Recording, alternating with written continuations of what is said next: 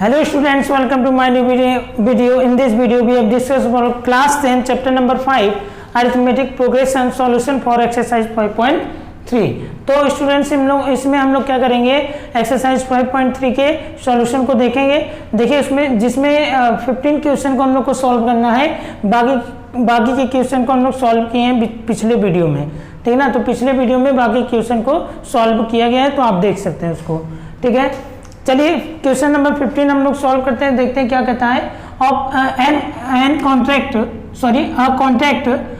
On construction job specify a penalty for delay of completion beyond a certain date as follows. मतलब इसमें ये बोला गया है कि जो कोई कंस्ट्रक्शन का काम है, कंस्ट्रक्शन के काम में अगर, देखिए क्या बोला गया है, कंस्ट्रक्शन के काम में अगर डिले किया जाएगा, जो डेट निर्धारित किया गया है, अगर उससे डिले करेंगे तो क्या होगा, पेनाल्टी भरनी पड़ेगी। कैसी पेनाल्टी भरनी पड़ेगी, तो किस प्रकार से, क्या प्रावधान है पेनाल्टी को भरने का, क्या सिस्टम है, तो वो यहाँ पे लिखा हुआ है कि 200 रुपये पेनाल्टी भरनी पड़ेगी फॉर द फर्स्ट डे। पहले दिन के लिए 200 रुपये पेनाल्टी भरनी पड़ेगी, दूसरे दिन के लिए 250 रुपये, मतलब पहले दिन 200 तो अगले दिन 50 रुपया और, तब 250 हुआ, यानी 250, और 300 फॉर द थर्ड डे, और थर्ड डे के लिए 300 देना पड़ेगा, ठीक है ना। 300 पेनाल्टी देनी पड़ेगी, मतलब फिर 50 ऐड हो गया। फिर आगे बोल रखा है the penalty for each succeeding day being 50 rupees more than for the preceding day, यानी कि जो पेनाल्टी होगी हर अगले दिन जो पेनाल्टी पड़ेगी वो 50 रुपये, यानी 50 रुपीज़ ऐड होगी पिछले दिन की। यानी जैसे आज 200 है तो कल 250 हो जाएगा, परसों 300 हो जाएगा, फिर अगले दिन 350 हो जाएगा। ऐसे क्या होगा, 50 रुपीज़ क्या होगी, पेनाल्टी बढ़ती रहेगी, ठीक है ना। तो चलिए हिंदी में देख लेते हैं। निर्माण कार्य से संबंधित किसी ठेके में, अच्छा ये बढ़ती रहेगी। आगे देखते हैं क्या कह रखा है, succeeding days being 50 rupees more than for the preceding day. अब क्या कह रहा है, how much money the contractor has to pay as penalty. Contractor क्या पेनाल्टी के रूप में कॉन्ट्रैक्टर को कितना पे करना पड़ेगा, वो आपको फाइंड आउट करना है। लेकिन पेनाल्टी के रूप में कितना पे करना पड़ेगा, तो देखिए कितना दिन लेट किया है, ठीक है ना, कितना डिले कर रहा है। If he has delayed the work by 30 days, यानी ये 30 दिन डिले कर रहा है। 30 डे क्या कर रहा है, डिले कर रहा है। तो बात समझ में आई, ठीक है ना। निर्माण कार्य से संबंधित किसी ठेके में एक निश्चित तिथि के बाद कार्य को विलंब से पूरा करने के लिए जुर्माना लगाने का प्रावधान इस प्रकार है। यानी कार्य को विलंब से पूरा करोगे, यानी डिले करोगे कार्य को करने में, किसी वर्क को कंप्लीट करने में, तो क्या होगा, उसके लिए क्या है, उसके लिए पेनाल्टी लगेगी। कैसी लगेगी, पहले दिन के लिए 200 रुपये, दूसरे दिन के लिए 250 रुपये, तीसरे दिन के लिए 300 रुपये, ऐसे इत्यादि। अर्थात प्रत्येक उत्तरोत्तर दिन का जुर्माना अपने से ठीक पहले दिन के जुर्माने से 50 रुपये अधिक होगा। यानी कि प्रत्येक दिन 50 रुपये जुर्माना क्या होगा, जुड़ता जाएगा, ठीक है ना। एक ठेकेदार को जुर्माने के रूप में कितनी राशि अदा करनी पड़ेगी यदि वह इस कार्य में 30 दिन का विलंब कर देता है। यानी कि अगर वो इस कार्य में 30 डेज का डिले करेगा तो कितना उसको पे करना पड़ेगा, वो हम लोग को फाइंड आउट करना पड़ेगा। चलिए सॉल्यूशन देख लेते हैं हम लोग, ठीक है ना। हम लोग लेट करते हैं, लेट क्या करना है कि लिखेंगे पेनाल्टी फॉर फर्स्ट डे, ठीक है ना, पेनाल्टी फॉर फर्स्ट डे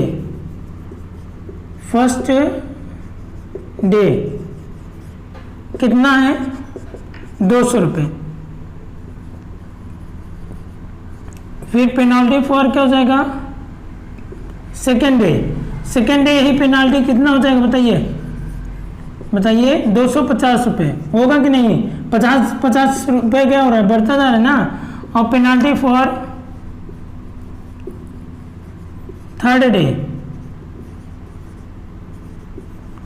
के लिए पेनाल्टी क्या हो जाएगा, 300 रुपीज़, ऐसे ही बढ़ता जाएगा।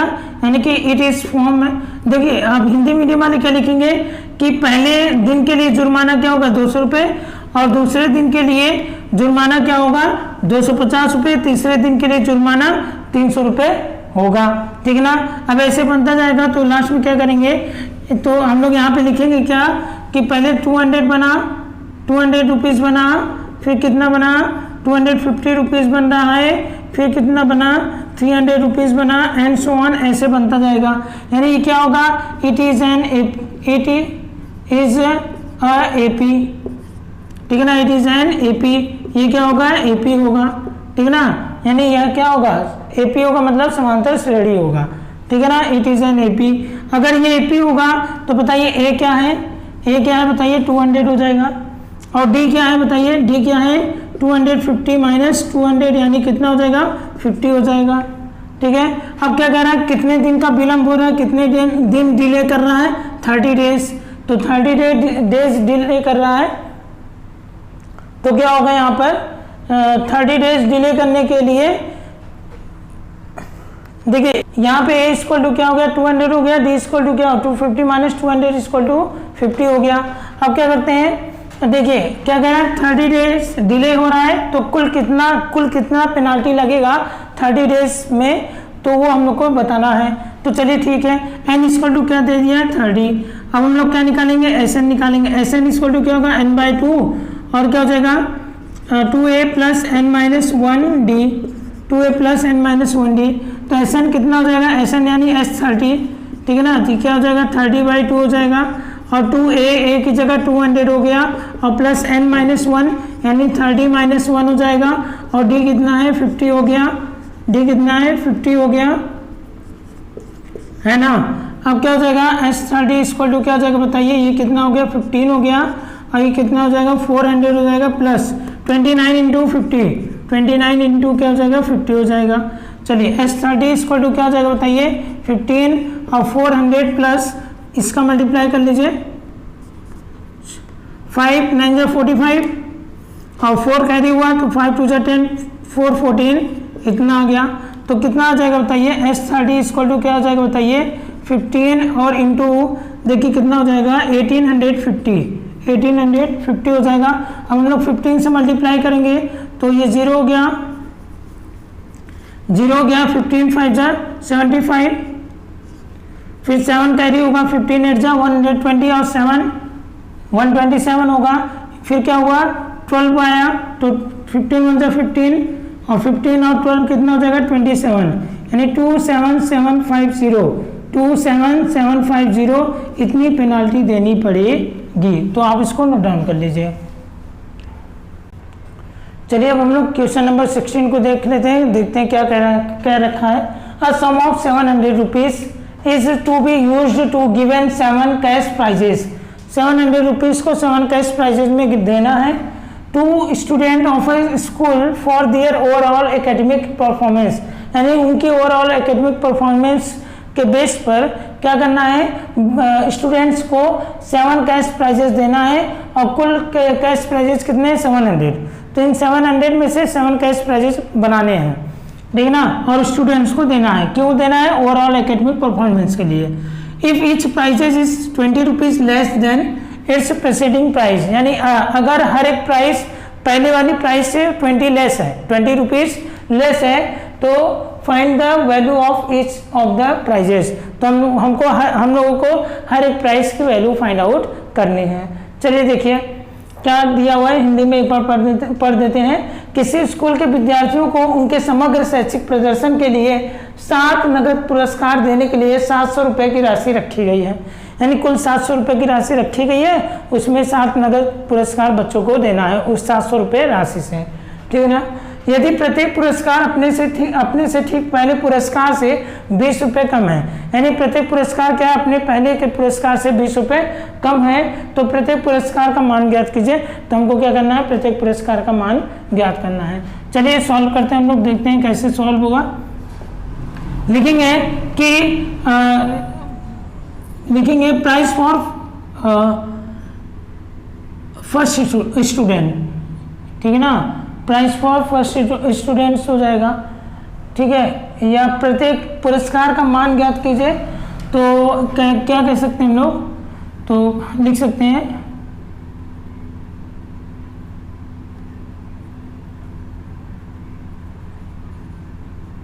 Late price for first student.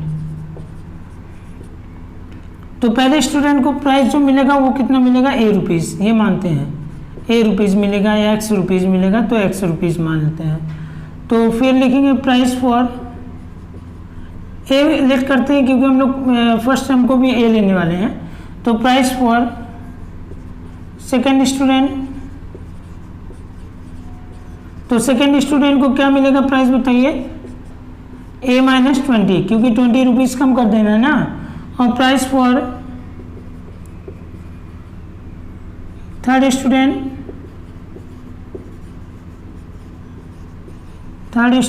Equal to क्या हो जाएगा, फिर इससे 20 कम करना है तो ए -20 देखिए उससे भी 20 कम कर दिए, क्या हो जाएगा ए -40 रुपीज़ हो जाएगा। एंड सो ऑन, ऐसे ही चलता रहेगा, एंड सो ऑन, ठीक है ना। तो हिंदी मीडियम वाले क्या लिखेंगे कि माना पहले स्टूडेंट के लिए जो प्राइस होगा, जो पुरस्कार होगा ₹1 होगा, दूसरे विद्यार्थी के लिए पुरस्कार जो होगा वो ए -20 रुपीज़ होगा, तीसरे विद्यार्थी के लिए जो पुरस्कार होगा ए -20 क्योंकि हर बार 20 घटाना है, इक्वल टू ए -40 रुपीज़ होगा। चलिए ऐसे ही बनता जाएगा, तो मतलब क्या बना आपका एक एपी बन जा रहा है, ए -20 फिर ए -40, ऐसे करके क्या होगा एक एपी बनता जा रहा है। तो इसमें अगर हम लोग फर्स्ट टर्म की बात करें तो ए ही है ना।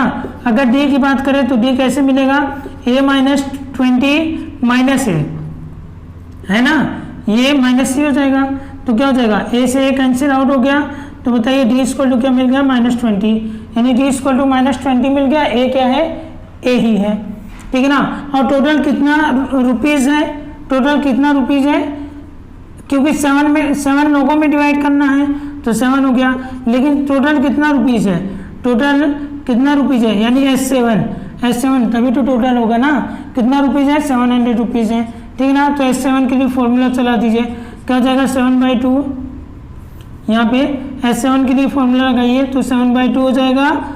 अरे भाई टोटल राशि कितना है, 700 रुपये है, तो टोटल राशि यानी कुल योग हुआ है ना, इसीलिए S7 इक्वल टू 700 लिखा गया, ठीक है ना। तो 7/2 इक्वल टू क्या हो जाएगा 2a + n- मतलब 7 - 1 d बराबर क्या हो जाएगा बताइए 700 हो जाएगा।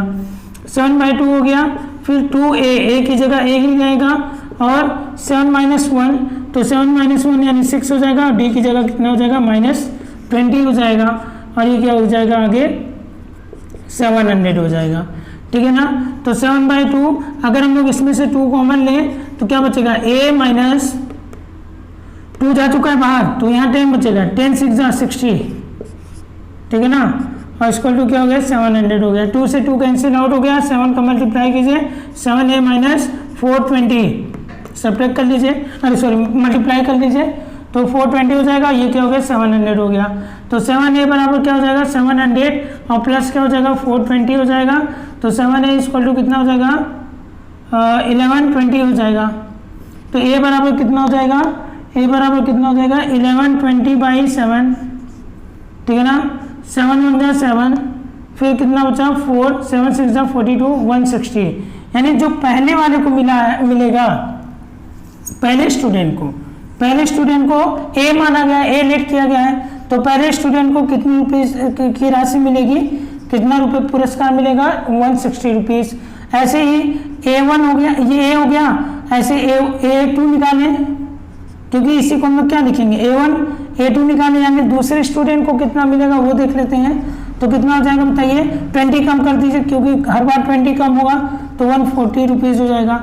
ऐसे तीसरे स्टूडेंट को कितना मिल जाएगा बताइए 120 रुपीज़ हो जाएगा, 20 कम करते जाइए। ऐसे चौथे स्टूडेंट को कितना मिल जाएगा बताइए 100 मिल जाएगा। ऐसे ही पांचवें स्टूडेंट को कितना मिल जाएगा बताइए, ये पांचवें स्टूडेंट को 80 रुपीज़ हो जाएगा, 20 कम करते जाइए। ऐसे छठवें स्टूडेंट को कितना मिलेगा बताइए, ये मिल जाएगा 60 रुपीज़। ऐसे ही 7th स्टूडेंट को, यानी 7 वाले स्टूडेंट को, जो 7वां स्टूडेंट है, उसको कितना रुपये मिलेगा बताइए 40 रुपीज़ मिलेगा। अब आप सबको ऐड कर सकते हैं, सबको जब आप ऐड करेंगे तो 700 रुपीज़ के क्या हो जाएगा, इक्वल हो जाएगा। तो ये हो गया आपका आंसर, आप इसको नोट डाउन कर लीजिए।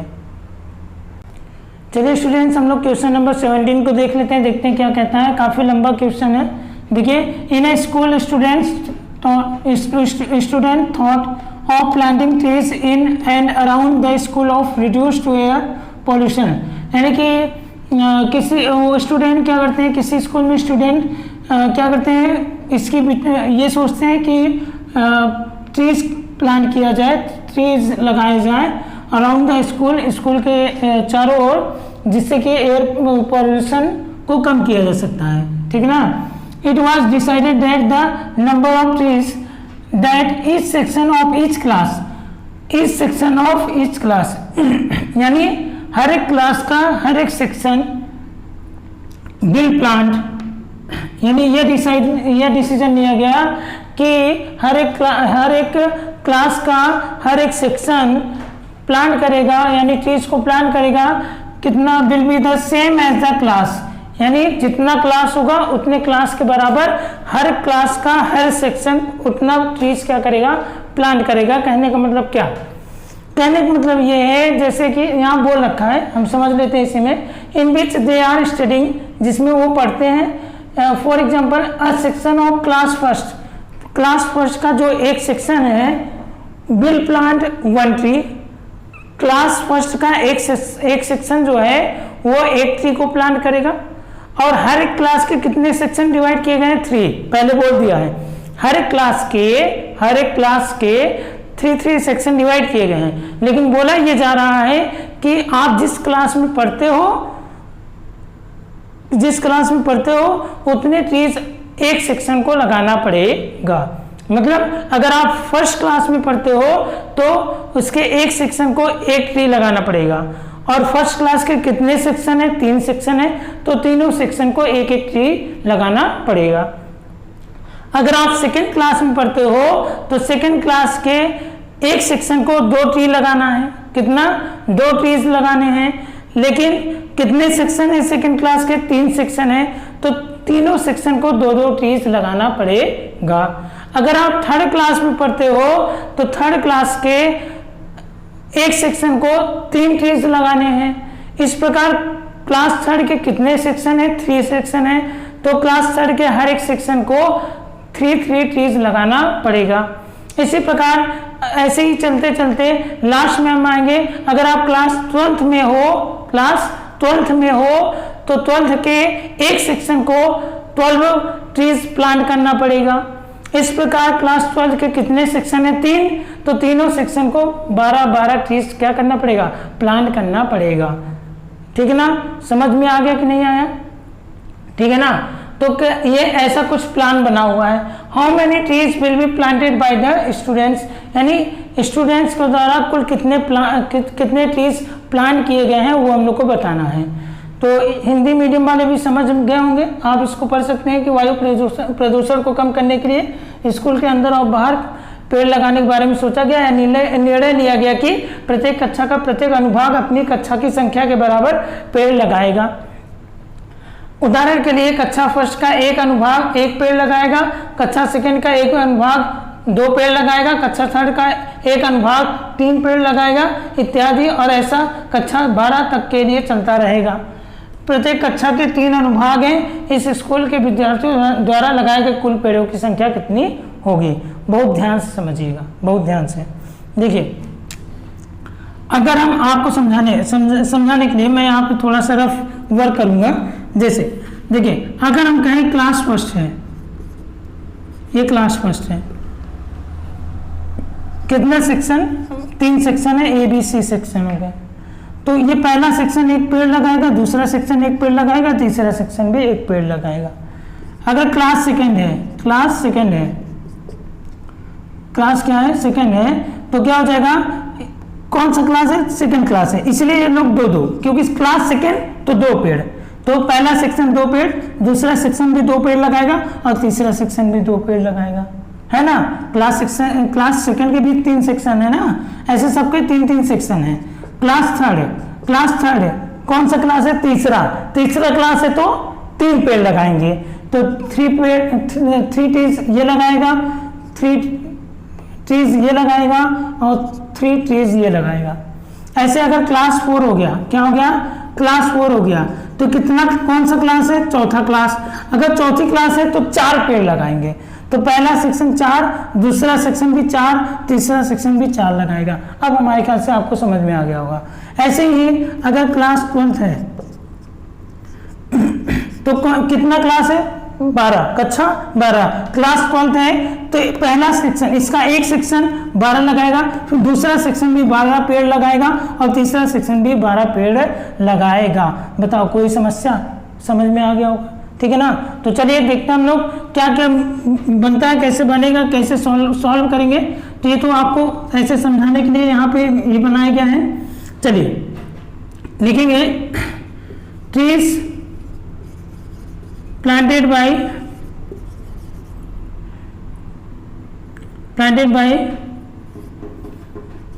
each section of class first equal to क्या हो जाएगा, 1 2 3, क्योंकि 3 सेक्शन है और 1 लगाएंगे तो बराबर 3 हो गया। मतलब क्लास फर्स्ट के प्रत्येक सेक्शन के द्वारा, प्रत्येक अनुभाग के द्वारा लगाए गए पेड़ों की संख्या, ठीक है ना। क्या एक मैं हिंदी में लिख देता हूं, कक्षा फर्स्ट के प्रत्येक अनुभाग के द्वारा लगाए गए पेड़ों की संख्या,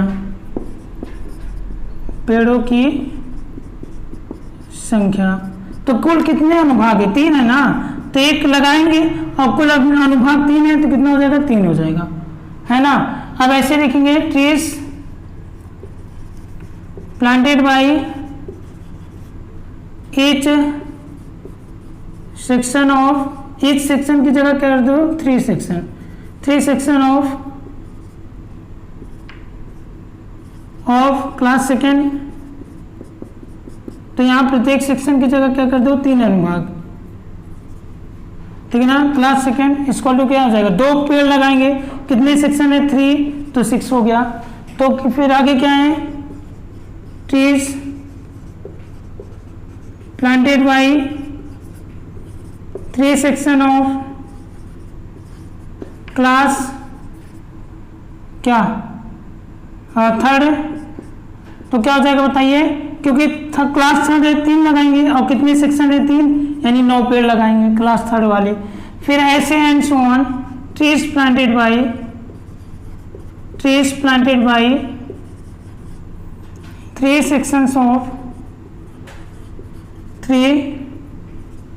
sections of क्लास 12th, तो क्योंकि क्लास 12th है तो 12 और कितने सेक्शन है, 3, तो यानी 36, ठीक है ना। ऐसे क्या हो जाएगा, 36 हो जाएगा। तो ये क्या बन रहा है, ये एक एपी फॉर्म हो रहा है, क्या हो रहा है, एक एपी फॉर्म हो रहा है। अब मैं इसको इरेज करता हूँ, ठीक है ना, ये जो आपको समझने के लिए बनाया था इसको मैं इरेज करता हूँ। क्या हो रहा है बताइए, एपी फॉर्म हो रहा है। तो चलिए देखें क्या एपी फॉर्म हुआ, ध्यान समझिएगा। देखिए यहाँ पे क्या बन रहा है, 3, फिर 6, फिर 9, फिर 36, सॉरी 9 के बाद एंड सो ऑन, लास्ट में क्या बन रहा है, 36 बन रहा है।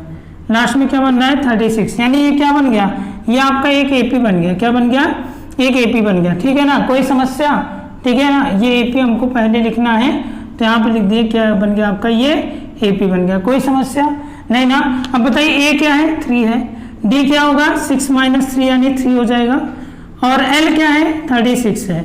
हम लोग को क्या बताना है, कुल कितने, देखिए यहाँ पे क्या हो जाएगा, एल इक्वल टू 36 हो गया, और कितने क्लास हैं, 12 क्लास हैं, तो हम लोग को क्या निकालना पड़ेगा, S12 निकालना पड़ेगा। क्या निकालना पड़ेगा, S12। यहाँ पे जरा स्पेलिंग सही कर लीजिएगा, यहाँ पे क्या है, ट्रेस नहीं होगा, ट्रीज होगा। क्या होगा, ट्रीज होगा, ठीक है। तो S12 के लिए क्या हो जाएगा, 12/2 और 2a, फिर प्लस क्या हो जाएगा 2a plus N minus 1 D नहीं लगाएंगे हम लोग, a प्लस एल लगाएंगे, क्योंकि जब हम लोग को a और l मालूम है तो a प्लस एल लगाएंगे। तो S12 इक्वल टू कितना हो जाएगा 6 हो जाएगा, a कितना है 3 प्लस l कितना है 36 है, ठीक है ना। तो S12 इक्वल टू कितना हो जाएगा 6 इंटू ये कितना हो जाएगा 39 हो जाएगा। अब इसका मल्टीप्लाई कर लें, 6 9 जा 54 और 6 6 जा 18, 18 और 5 23, यानी 234 ट्रीज लगेगा, ठीक है ना। तो आप इसको नोट डाउन कर लीजिए।